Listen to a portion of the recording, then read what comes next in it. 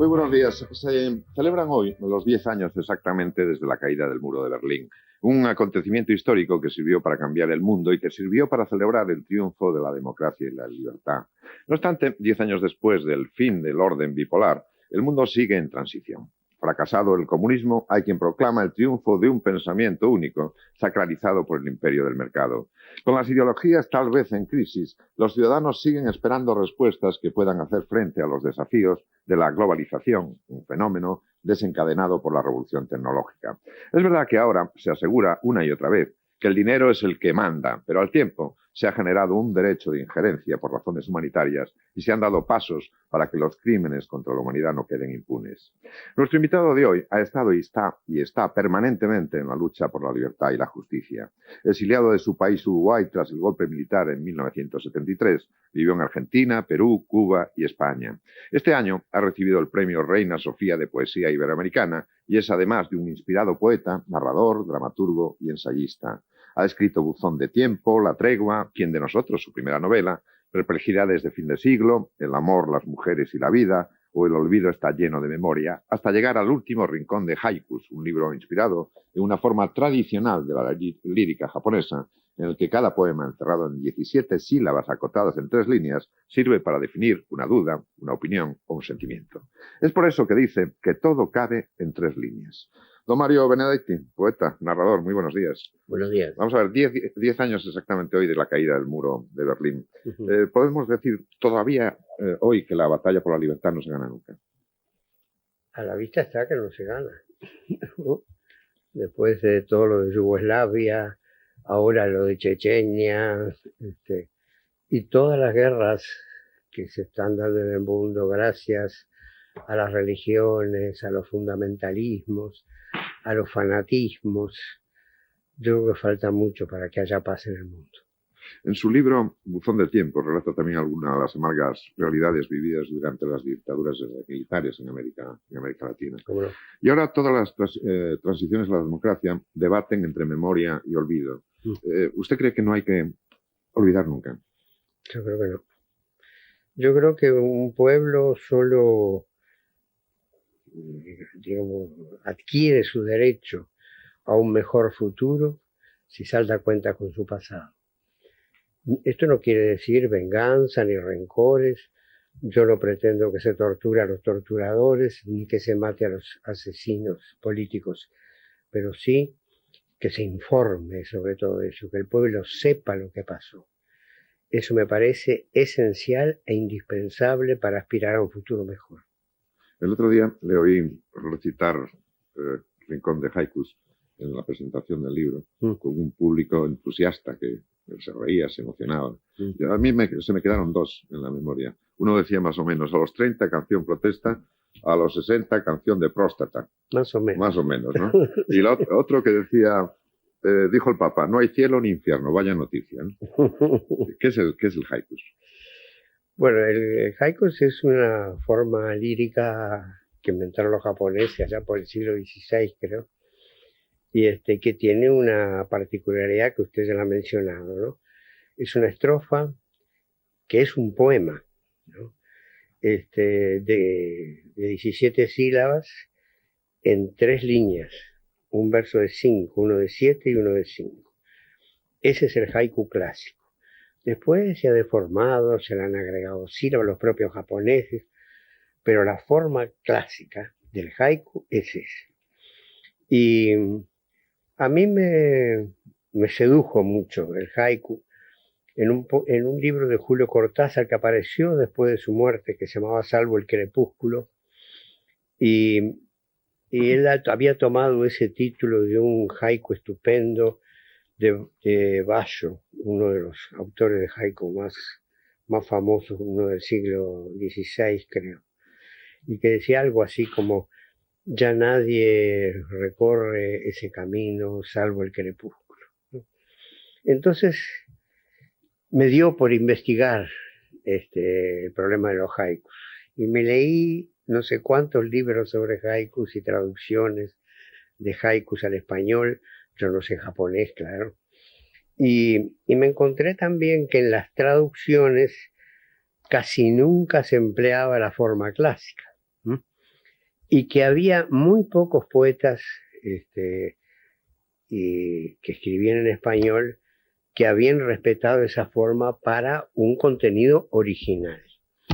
Salvo alguna cosa que hizo Tablada, un mexicano, alguna cosa aislada que hizo Octavio Paz, el único que realmente hizo haikus como hay que hacerlos fue Jorge Luis Borges, que en el libro La Cifra, que dedicó a su mujer María Kodama, escribió 17 haikus, algunos de ellos magníficos. Y también pasa que Borges es un tipo muy apegado a los simbolismos y todo eso. Entonces hizo 17 haikus, o sea, el mismo número de sílabas que tiene que tener un haiku, ¿no? Y entonces, bueno, me metí a escribir haikus en español, siguiendo celosamente la norma clásica, pero con temas míos, no japoneses, ¿no? Uh-huh. Y esto fue el libro. Tuve casi un año escribiendo esto y son, creo que 220 y tantos haikus los que figuran en el libro. Muy bien, es un honor tenerla aquí hoy con nosotros, aquí en directo. Le voy a presentar a Consuelo Sánchez Vicente. Muy buenos días. Muy buenos días. Buenos días, Consuelo. Juancho Armas Marcelo, que también es escritor, y no sé de qué canción estará más cerca, si la protesta o la otra. Yo ya de la próstata, pero no a los 60 maestros, sino mucho antes. uno es un adelantado. Déjeme que le haga una pregunta. Lo estaba oyendo hablar y me resonaba en la memoria algunas de sus afirmaciones más recientes. Por ejemplo, usted sostiene que todas las causas que ha defendido en su vida han sido derrotadas. Yo, francamente, hay algunas que me permito señalarle que no. Por ejemplo, su literatura, la literatura. ¿Se acuerda lo que decía Hemingway, no? Sí. Que un hombre puede ser derrotado pero no destruido, o destruido pero no derrotado. No me acuerdo exactamente cómo era en El Viejo y el Mar. Pero ahora que su mar es inmenso, no se puede decir que su literatura o la literatura haya sido derrotada. ¿No? Yo no dije que mi literatura ha sido derrotada. No, yo lo estoy que la mayoría de las causas que he defendido fueron derrotadas, eso sí. Pero bueno, eso cada uno lo tiene con su conciencia. Yo no estoy intranquilo porque las causas que yo defendía hayan sido derrotadas. Es preferible, me parece a mí, haber defendido una causa justa y haber sido derrotado en ello, que haberse inclinado ominosamente ante el imperio, ¿no? Eso sí que yo jamás lo haría. Sobre la memoria y el olvido, don Mario, que comentaba Luis ahora al principio del programa, decía usted olvidar nunca. Hay que recordar el pasado. Hay que recordar. Para no repetirlo, pero ¿qué lugar le damos ahí a la compasión? ¿A usted le produce alguna compasión el señor Pinochet, su ancianidad, su salud? No, Pinochet no me produce compasión, francamente. Tampoco me produce lástima. Simplemente me gustaría que se le aplicara justicia, ¿no? Que fuera en España, en Inglaterra, en Chile, pero que se le aplicara justicia. Es un hombre que ha cometido tantos crímenes y ha hecho cometer tantos crímenes que me parece que habla mal de la humanidad que quede impune. Eso de la enfermedad, tiene las enfermedades que tienen todos los viejos a esa edad. Tampoco es una cosa del otro mundo las enfermedades de Pinochet. Seguro también que tiene la canción de próstata también. Usted está hasta el premio Reina Sofía de Poesía Iberoamericana, que le van a entregar el próximo día 24, creo. Sí. ¿No? El próximo día 24 no había tenido un reconocimiento público en España. Digo público por parte de quien tiene que entregar premios, porque público sí que lo tuvo. Es decir, vende mucho y además vende muchos libros de poesía entre los jóvenes. Sí. ¿A qué se debe esto que no hubiese ese reconocimiento público de un premio? Bueno, tampoco premio sí. Es la primera vez que me dan un premio y a mí me satisface mucho que sea en poesía, precisamente, que es un poco mi género preferido y prioritario, ¿no? Pero he tenido otros reconocimientos. Por ejemplo, hay dos universidades, la de Alicante y la de Valladolid, que me otorgaron doctorados honoris causa. La de Alicante especialmente ha creado un centro de investigaciones que lleva mi nombre. O sea que tampoco ha estado tan ausente mi ficha de reconocimientos españoles, ¿no? Pero claro, es muy importante el del público. Y el hecho de que sea usted de izquierdas tuvo que ver en algún momento. Usted dijo que a lo mejor no lo habían reconocido públicamente por eso, por ser No un hombre de sé, izquierdas. no sé. Yo aquí no he hecho política en España, ¿no? Nunca he intervenido en la política española. Ahora, cuando me piden opinión sobre América Latina o sobre Estados Unidos o sobre mi país, yo creo que ahí sí tengo derecho a responder porque son causas y dolores que me afectan, ¿no? Pero yo, por ejemplo, no me meto en la política española. Eso no quiere decir que no tenga mis ideas al respecto, pero no me meto. Sobre su país, el cambio que alumbran las últimas elecciones en Uruguay, ¿cree usted que es posible encontrar respuestas o soluciones nuevas a los problemas de siempre? Bueno, yo creo que no hay que hacerse demasiadas ilusiones, pero creo que pasó una cosa importante en Uruguay. Por primera vez triunfó un partido de izquierda.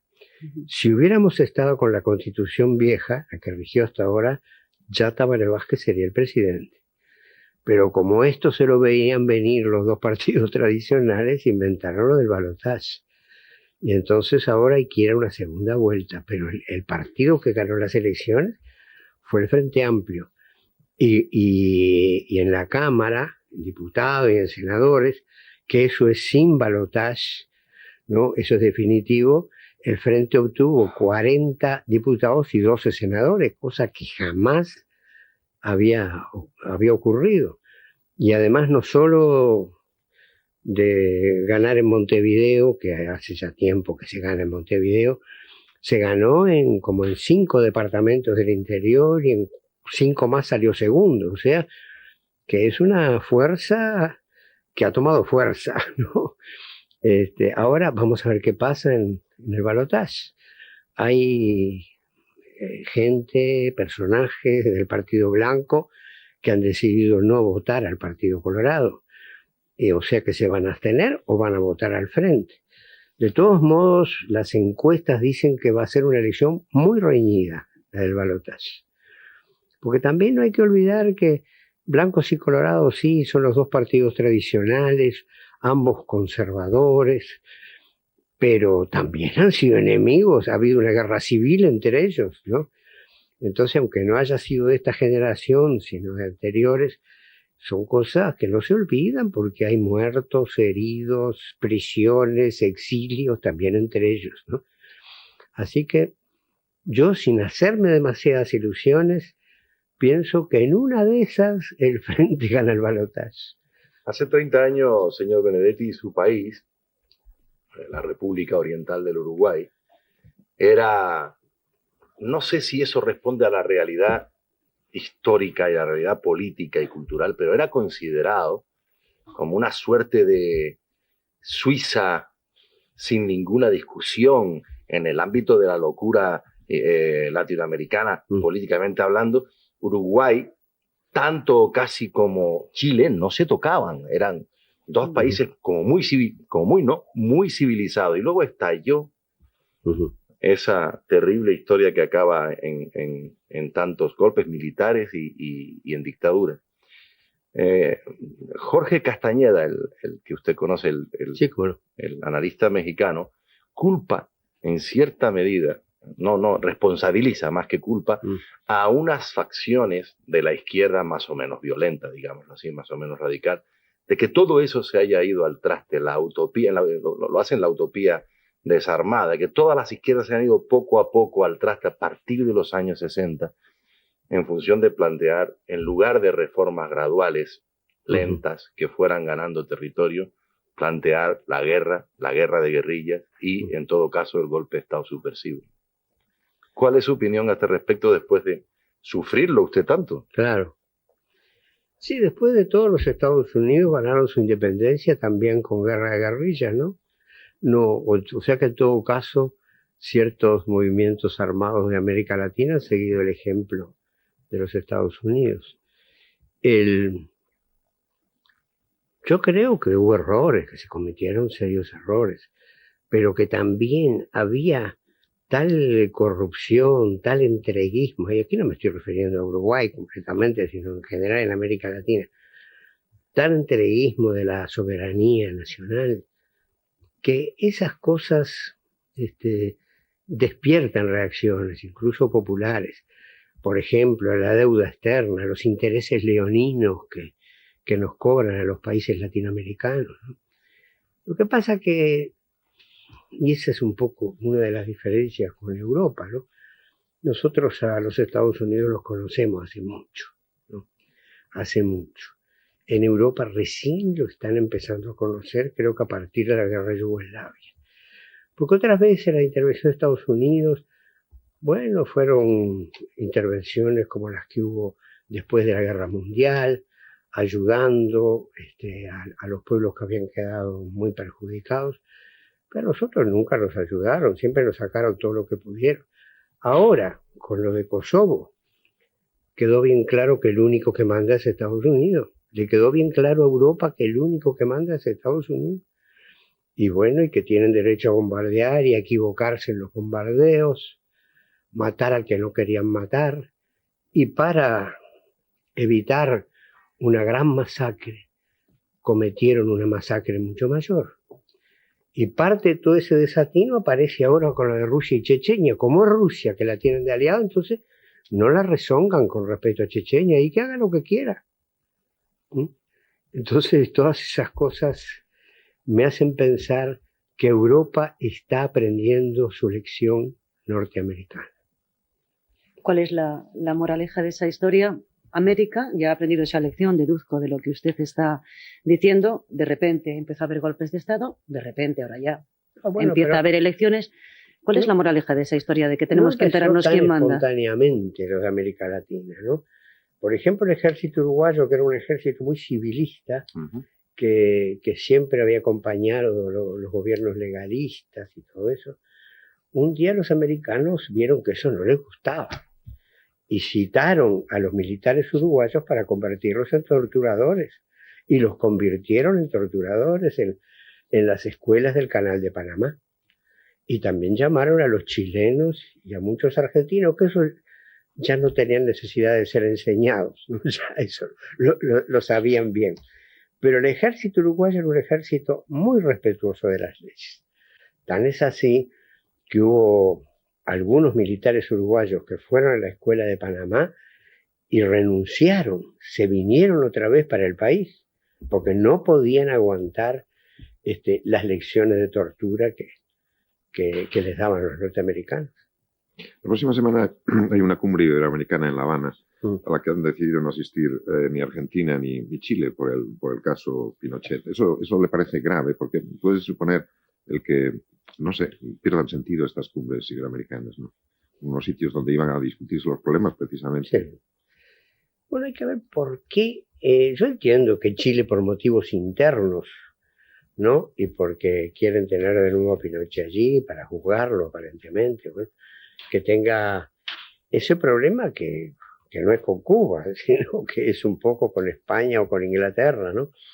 Que no vayan a ir. No entiendo bien a Menem por qué no va, ¿no? Porque parece un poco raro que esté tan aliado con Chile después de los problemas que han tenido de fronteras, ¿no? Han tenido que meter al Papa por medio para arreglar la frontera y ahora son aliados. ¿Quién? ¿Chile? Chile y Argentina. Claro, bueno, y ahora son aliados, ¿no? A mí me parece un poco raro eso, ¿no? Otros países, por ejemplo, no sé si un país de Centroamérica no va porque se opone a Castro. Bueno, esa es una opinión también respetable. Me parece más respetable que la de Argentina, ¿no? En Argentina quizá tenga algo que ver lo de la Operación Cóndor, ¿no? Ahí también hay muchas responsabilidades por pedir todavía, de la época de las dictaduras y de las alianzas entre los gobiernos.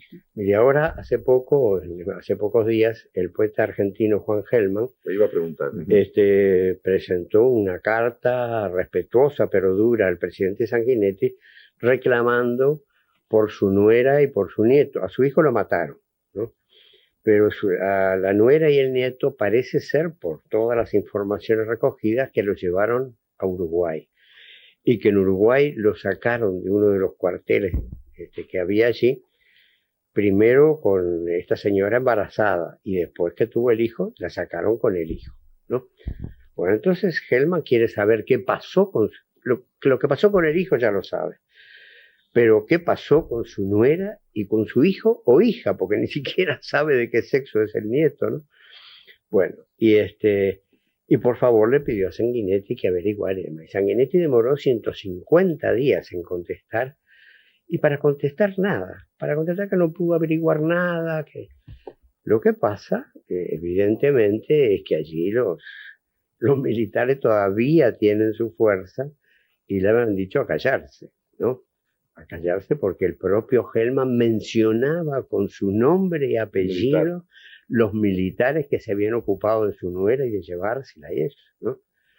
Entonces, y además lo que pasó es que 2000 intelectuales de todo el mundo, Y Saramago, ¿no? y Saramago, y varios premios Nobel, Dario Fo, eran como 5 premios Nobel. Y aparte de los intelectuales latinoamericanos, los italianos, le han reclamado a Sanguinetti una respuesta sobre esto, ¿no? Yo tengo la desesperanza de que no contestarán, ojalá me equivoque. Pero vamos a hablar de literatura, que es lo que también le gusta a usted, Es lo que me gusta más. Para no variar. Sí. Yo sigo pensando que en América Latina, que en todo el continente y en sus islas, en muchas ocasiones son los escritores, y los escritores de ficción, los poetas, Sí. gente que vuelan en el furgón de cola, como dice García Márquez, son los llamados a mantener viva un poco esa memoria que las clases dirigentes, como bien ha dicho usted, quieren olvidar y ocultar en muchas ocasiones. Están pasando cosas, porque no solo ya son los escritores. A veces sale de alguna página literaria muy extraña algún juez, como en España Baltasar Garzón, Claro. o como Guzmán en Chile, o como Chile. Estracera en Argentina en su momento. ¿Qué opina usted de esos personajes literarios? Porque para España ya Garzón empieza a ser un personaje literario que dispara contra todo lo que se mueve si él cree que debe ser procesado. ¿Qué opina usted de esos personajes como Juan Guzmán, como Estracera, como Garzón? Bueno, yo creo que en general son gente bien intencionada y que tiene tal cantidad de información en sus archivos que yo creo que habrá llegado un momento que se habrá dicho, bueno, ¿qué hacemos con todo esto? ¿Seguimos guardando silencio? ¿O hablamos sobre esto? Y él decidió hablar. Yo creo que sobre todo Garzón me parece que es un juez con mucho valor, con mucho coraje, porque no solo en el exterior tiene oposición, también tiene exterior dentro de la propia España, ¿no? A lo mejor exagerado, a lo mejor 98 militares eran demasiado, ¿no? para conseguir un resultado. Pero yo creo que está bien lo que hacen. Pero ¿en qué novela o en qué ficción situaría usted como un juego literario a este personaje llamado Baltasar Garzón, que hay múltiples casos en la literatura universal? ¿En qué novela lo pondría usted? ¿En qué obra de Shakespeare, por ejemplo? No sé, porque parece un personaje puramente dramático, angustiado por una verdad histórica que lo acucia. Veo todo esto más cerca de Dostoyevsky. Yo creo que estaría más en Crimen y Castigo, ¿no? Voy a leer yo sí que voy a hacer una pregunta literaria. Las mías son literarias, todas. No me atrevo a leer un poema suyo delante de usted. Espero que, si le parece, a lo largo del programa lo haga. No? Pero en cambio sí voy a atreverme con unos grafitis que tiene usted publicado en el libro Despistes y Franquezas. Ajá. Dice, las modas pasan, los escombros quedan. Otro, de todos los ismos solo queda el abismo. Otro, los parricidas son huérfanos precoces. Otro, más vale estar vivo que mal acompañado, Juancho. Fíjate. No, Juancho lo añadido yo. Igual a tener yo eso. Preciso abogado para defensa en juicio final. Lo grave no es el pecado original, sino las fotocopias. Hacer la venia es pecado venial. Libertad o suerte. Usted tiene claro que lo importante es tomarse las cosas con humor. ¿Y se puede mantener el humor en situaciones difíciles como las que ha vivido usted, perseguido, exiliado? Bueno, yo creo que es una ayuda mantener el humor. Una ayuda para uno y para los demás también, ¿no? El humor así, digamos, con un sentido, a veces con una cosa irónica, no un humor que sea un chiste frívolo, porque sí, ¿no? Yo creo que el humor es importante. Y en mi obra literaria yo muchas veces lo empleo para distender la relación entre el autor y el lector. A veces hay momentos tan tensos, que pueden soportar casi insoportables para un lector. Y entonces ahí aparece la broma. Entonces el lector se afloja y está pronto para seguir. Respira. Aguantando lo que venga, respira, ¿no? Pero en su... Perdón, Consuelo, No, quería decirle al hilo de esto, que a mí me ha pasado leyendo Buzón de Tiempo, ¿no? Su último libro, me ha pasado eso de que de momento te atenaza una sensación de angustia en algunos relatos, concretamente en dos, con los delfines, leyendo la historia de Paulina, una niña robada, claro. Sus padres arrojados al mar, los asesinos fueron los que se quedaron con ella, y también en Ausencias, leyendo la historia de Juliana, de su hermana y del novio que anda por medio. Juliana pues es una desaparecida en un momento dado. Luego aparece por todo esto que estamos diciendo de las dictaduras, ¿no? Esa angustia en este libro, usted no he encontrado yo esa salida al humor de la que está hablando. Me ha parecido un libro en el que le encuentro a usted muy desesperanzado, muy triste. Bueno, desesperanzado estoy. No sé si se refleja en el libro, pero desesperanzado estoy. Yo creo que si la humanidad sigue por este camino, desgraciadamente va hacia el suicidio. Y eso no me puede poner muy contento, ¿no? Yo sé que voy a morir, como todos nosotros, y a esa muerte estoy resignado. Pero no me resigno a que la humanidad muera. A eso no me resigno. Después que muera cada uno de nosotros, la humanidad tiene que seguir viva, ¿no? Bueno, y eso eso es una de las cosas que me preocupa y desalienta, porque no estoy seguro de que la humanidad sobreviva a todo lo que está pasando, ¿no? Ahora, pero hay cuentos en que aparecen cosas, por ejemplo, el cuento del periodista que entrevista al escritor que hace mucho que no escribe, ahí hay cosas de humor, me parece a mí, ¿no? Me parece.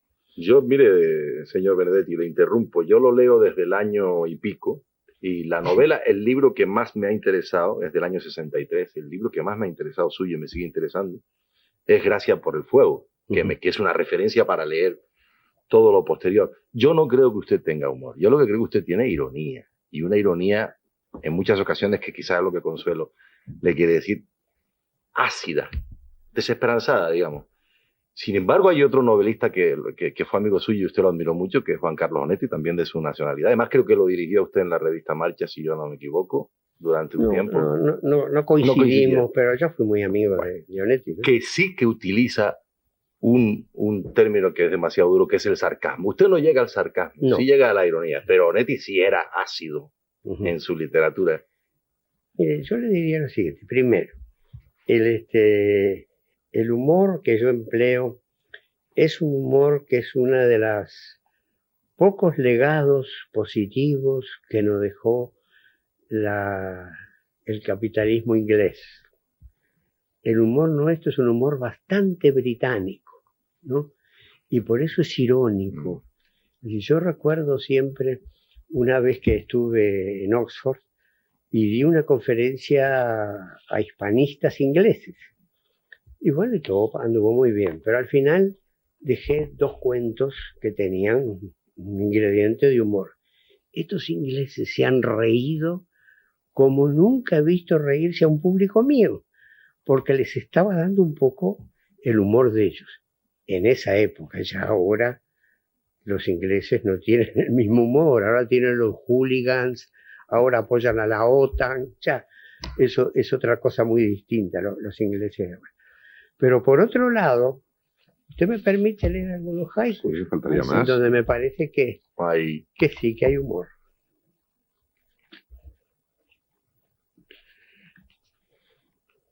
La ironía es un recurso, claro. También un recurso del humor. A ver.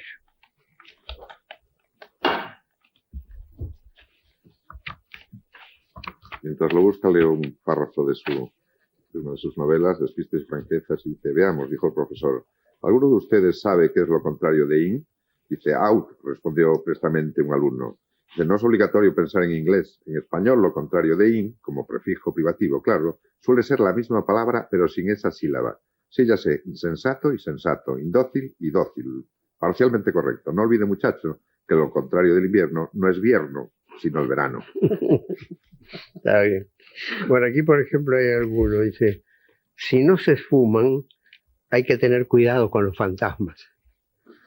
Eso que no tiene ironía, que tiene humor, ¿no? Hay otro... Depende, don Mario, ¿eh? ¿Eh? Depende Bueno, de los fantasmas, claro. sí, claro. Aquí hay otro que dice, en plena noche, si mis manos te llaman, tus pechos vienen. Qué suerte. Bueno.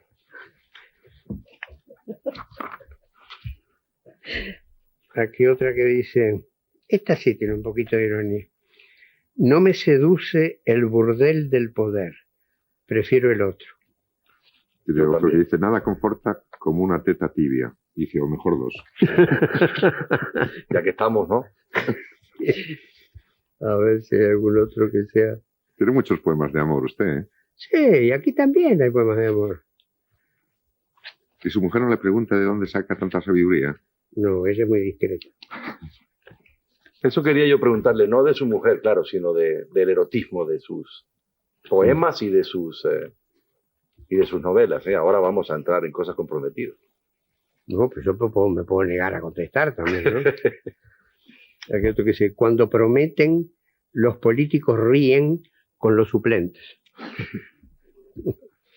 Después está la que usted dijo, reveló el Papa, ¿no?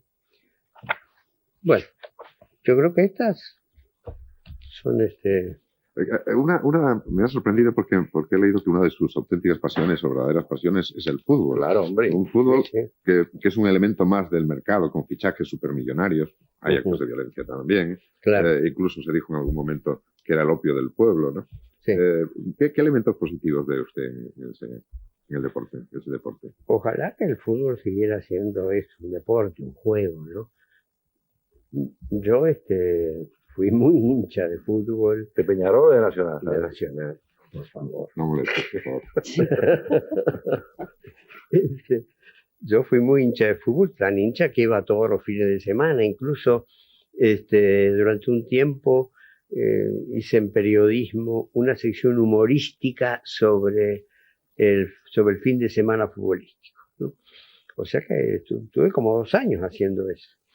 Bueno, pero la verdad es que ahora el fútbol ha tomado un cariz tan violento y es un negocio tan monumental que ya no lo veo con la misma simpatía. Eso no quiere decir que de repente no pueda gozar igual con una jugada genial de un jugador, ¿no? Pero no voy más a los estadios, ¿no? No voy más a los estadios porque a mis casi 80 años no es cuestión de salir rodando por una escalera porque a un señor se le ocurrió meter la violencia en la tribuna, ¿no? Pero sí, usted que por lo tanto ha sido toda la vida un defensor de lo que es la estética de ese deporte, la estética. Claro, por supuesto. Como deporte y Claro. como gimnasia y como inteligencia en movimiento, en todo caso. Hay jugadores del pasado que realmente eran estetas, ¿no? Yo qué sé, claro que los que conozco más son los de mi país o de Argentina, pero por ejemplo, yo qué sé, Schiaffino, ¿no? Que fue campeón mundial en Maracaná, ¿no? Era un jugador sensacional. No se acuerdan mucho de él ahora cuando mencionan a los grandes jugadores, pero Schiaffino era de Peñarol. Y yo, que siempre fui de Nacional, iba al estadio a ver a nada más que Schiaffino, porque era un artista Schiaffino. Y tantos otros que hubo después, ¿no? Otros que simplemente empuje, un Gambetta, un Tejera, Obdulio Varela era otro tipo que no era que fuera tan inteligente, sino un hombre muy honrado, y muy generoso además. Siempre se cuenta eso, que cuando terminó el partido de la final de Maracaná, que Uruguay le ganó a Brasil, que era el gran favorito, todos los uruguayos se fueron a su hotel y Obdulio se fue a la delegación brasileña para consolar a los brasileños, ¿no? Eso fue un gesto humano que los brasileños no lo olvidan más. ¿Y por qué es usted tan crítico con el rock? No es una... ¿Con qué? Con el rock, con la música, con el rock. Porque no es una forma de liberación frente a determinadas rigideces estéticas y también incluso ideológicas, formales. Sí, puede ser, pero yo también tengo derecho a que no me guste, ¿no? Hay, por ejemplo, hay otros que no les gusta la ópera, ¿no? Bueno, a mí no me gusta el rock. Me parece una música muy monótona, muy monótona. Y no me siento atraído por esa monotonía. Y además las letras no me gustan. Las letras me parecen... Se repiten, son todas disílabas. Y muy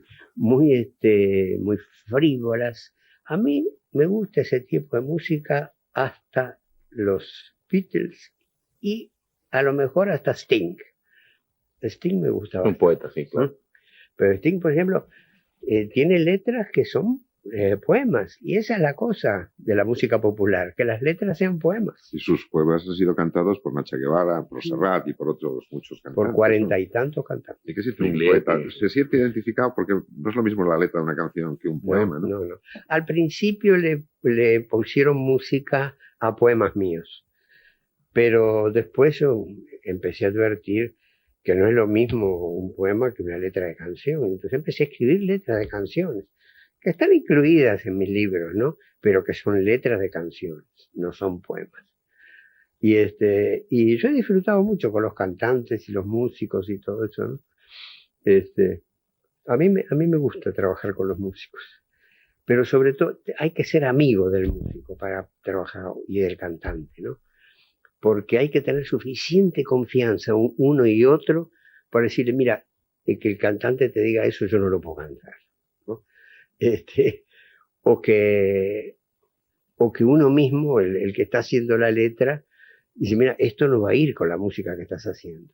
En beneficio todo del buen resultado de la canción, ¿no? Estamos don Mario, en las puertas ya mismo de un siglo nuevo.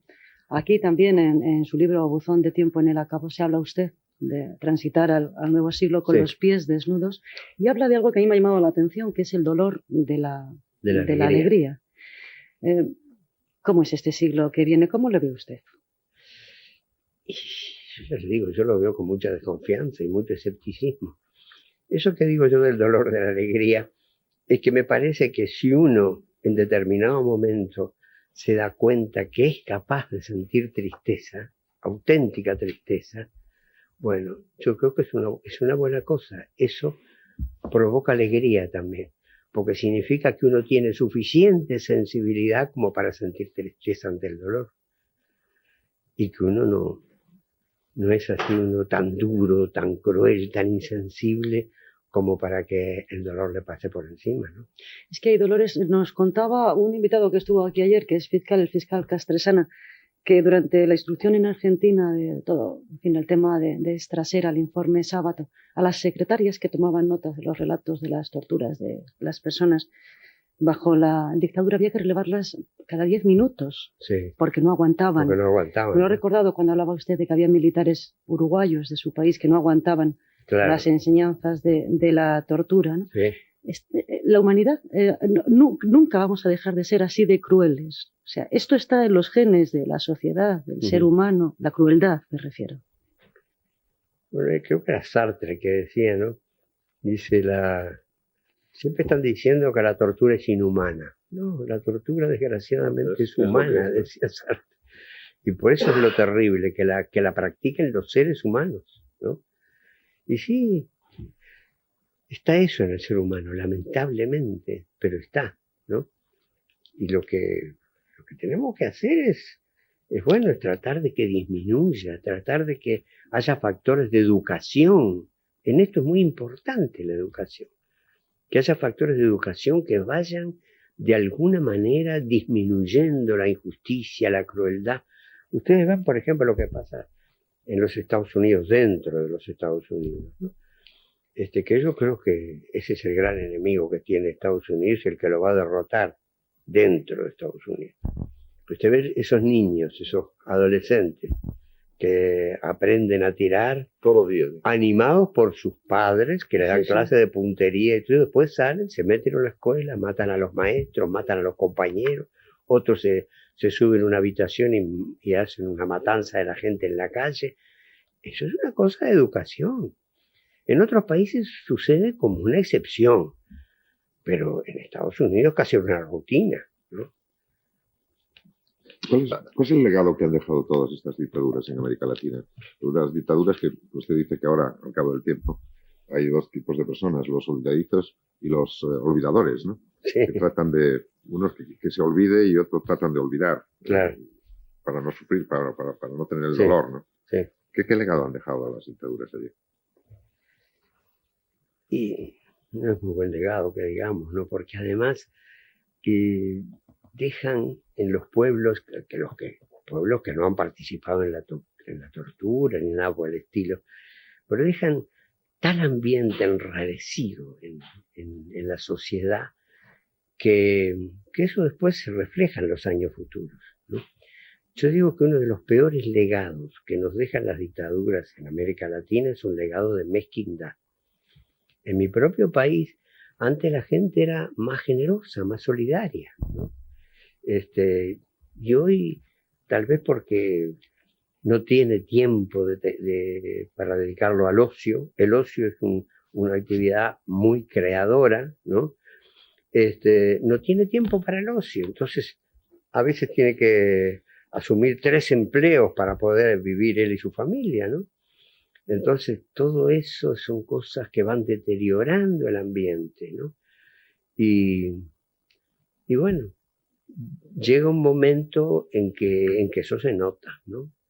Todavía hoy los españoles van a Uruguay y les gusta Uruguay, les gusta mucho, les gusta el tratamiento de la gente, incluso comparan con países vecinos y les gusta más eso. Y tienen razón, pero nosotros comparamos con el Uruguay de antes, ¿no? Claro. Entonces son dos comparaciones distintas. Yo conocí el Uruguay de entonces, en ¿Sí? la época de la dictadura militar, y asustaba. Le contaba que me detuvieron. Durante la dictadura. Durante la dictadura anterior, anterior, claro.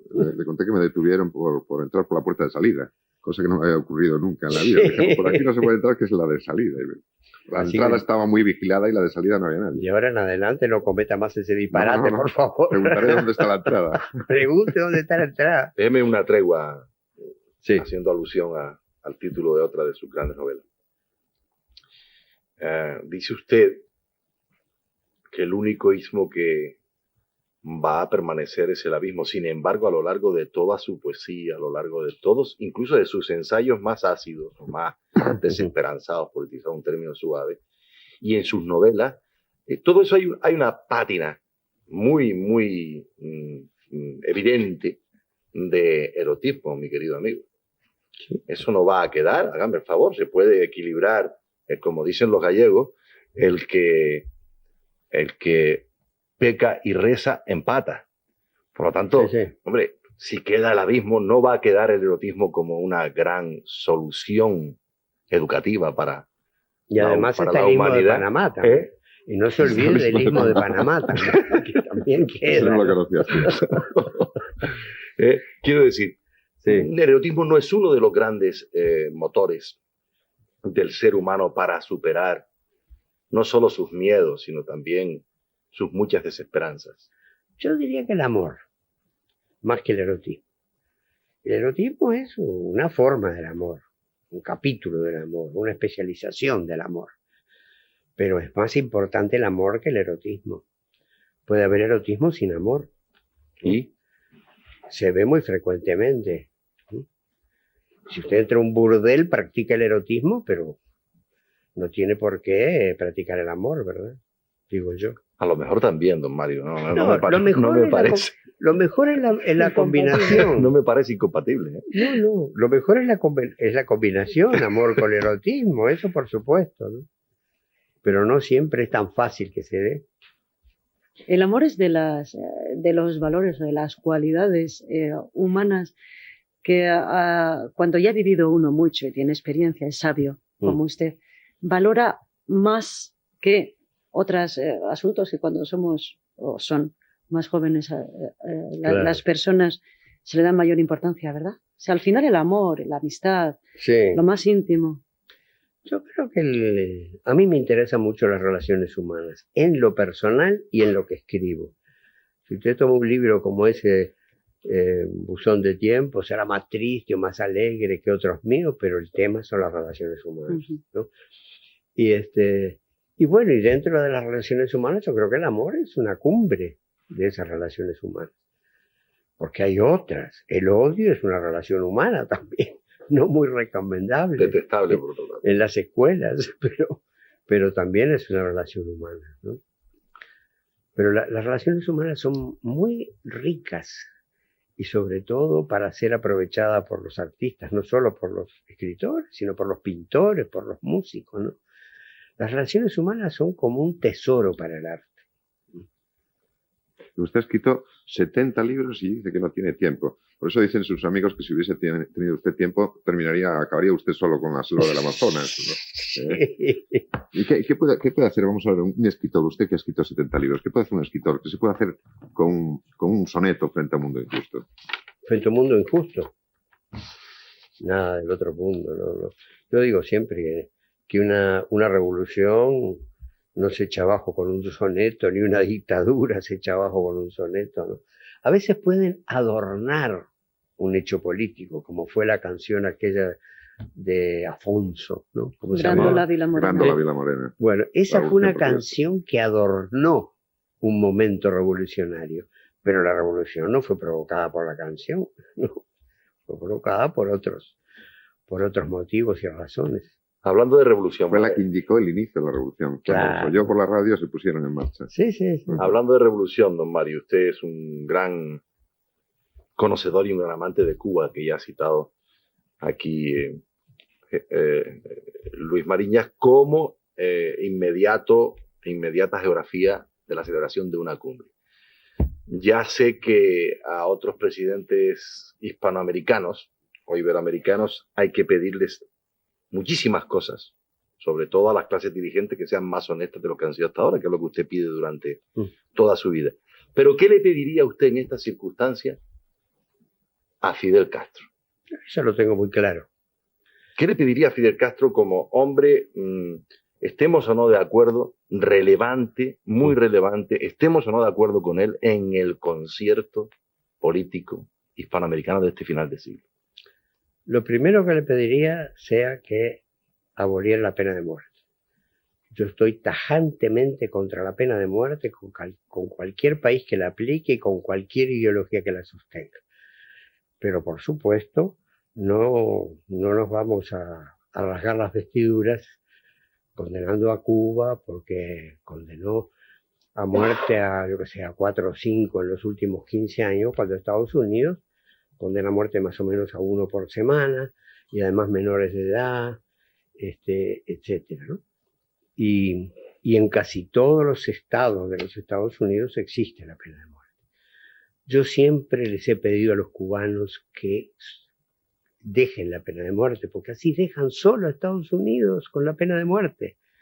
Si Cuba deja la pena de muerte, queda nada más que Estados Unidos con la pena de muerte, ¿no? Esa es una cosa. Y lo otro es que, claro, yo veo imposibilidades ahora, la situación como está, aunque parecería que van apuntando signos de mejoría entre Cuba y países europeos y un sector de los Estados Unidos.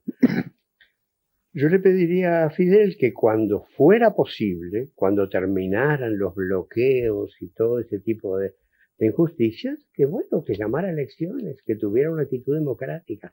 La que he tenido hasta ahora yo la comprendo, porque es muy difícil pedirle a un país bloqueado como ha estado Fidel Castro en todas estas decenas de años, pedirle que limpie eso y llame a elecciones. Además, también hay que considerar que para los latinoamericanos la Revolución Cubana tiene un significado que no tiene para los europeos. Nosotros creo que tuvimos que elegir entre la Revolución Cubana con todos sus defectos y Estados Unidos con todas sus virtudes. Y al fin de cuentas creo que nos preferimos la Revolución Cubana con sus defectos. Porque en definitiva no nos perjudican. En cambio, las actitudes de los Estados Unidos son terribles para América Latina. Son frustrantes, son gastadoras en el sentido de gastar la soberanía de los pueblos, ¿no? Yo estaba en los Estados Unidos mientras me dejaron entrar, ya no me dejan más entrar, pero yo he estado en los Estados Unidos y yo he visto cómo tratan a los negros y cómo tratan a los chicanos. Es algo horrible, ¿no? Yo creo que es uno de los países del mundo en que tratan peor a las minorías, ¿no? Mario Benedetti escribe: la soledad no olvida nada, cava memorias, está desnuda, se encierra sola. Don Mario Benedetti, muchas gracias por haber estado aquí acompañándonos esta mañana. Gracias a usted. Gracias, Consuelo Sánchez Vicente. Muy buenos días. Gracias, Juancho. Gracias por el fuego, maestro. Bueno, gracias. Nosotros volveremos aquí otra vez mañana en los desayunos de Radio Televisión Española, su lugar de encuentro. Gracias y hasta mañana.